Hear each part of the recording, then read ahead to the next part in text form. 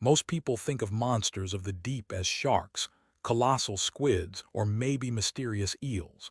But the true nightmare of the ocean floor looks nothing like them. Meet the giant isopod, a creature that looks like a mix between a cockroach and a tank, a living fossil armored in plates and crawling slowly through the abyss. If the deep sea is another planet, then the giant isopod is one of its strangest inhabitants. This animal is a distant relative of shrimp and crabs, yet its appearance unsettles anyone who sees it. Measuring up to half a meter long, with compound eyes and dozens of spiny legs, it seems pulled straight from a science fiction movie. But this isn't fantasy.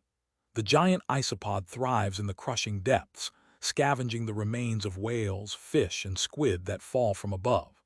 It is the undertaker of the ocean, the creature that cleans the graves of the deep. Biologists call them Bathynomus giganteus, but fishermen often call them monsters when they find one in their nets. To hold one is to feel both fascination and unease.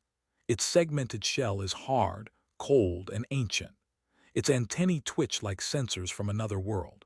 And when it curls into a ball, just like its small land relatives, the pill bugs in your garden, you realize that evolution has repeated its patterns from soil to sea.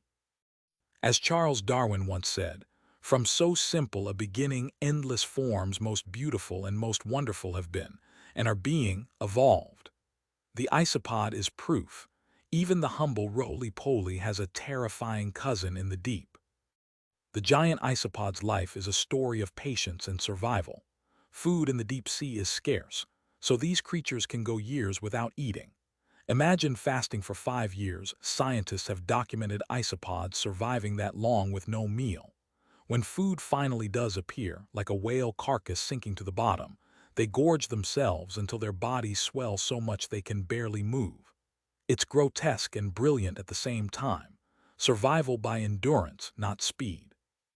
Unlike predators, isopods are opportunists. They do not chase prey, they wait. They crawl across the mud, using sensitive antennae to detect even the faintest chemical signals of death above them.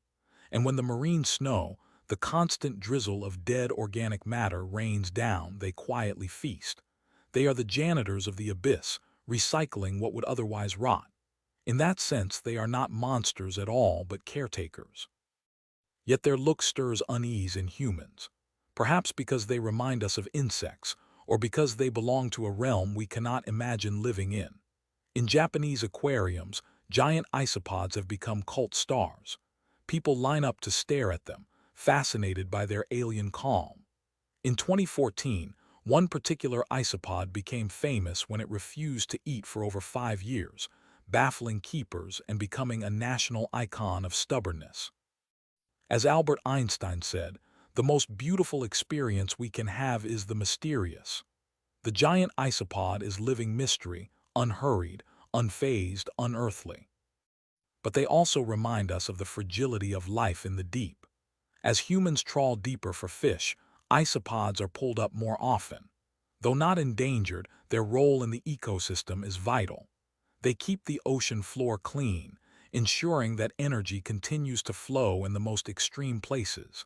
If they were gone, the abyss would turn into a cemetery without caretakers. What do they teach us? Patience, resilience, the art of waiting in silence until opportunity appears. In human terms, we might call them monks of the deep.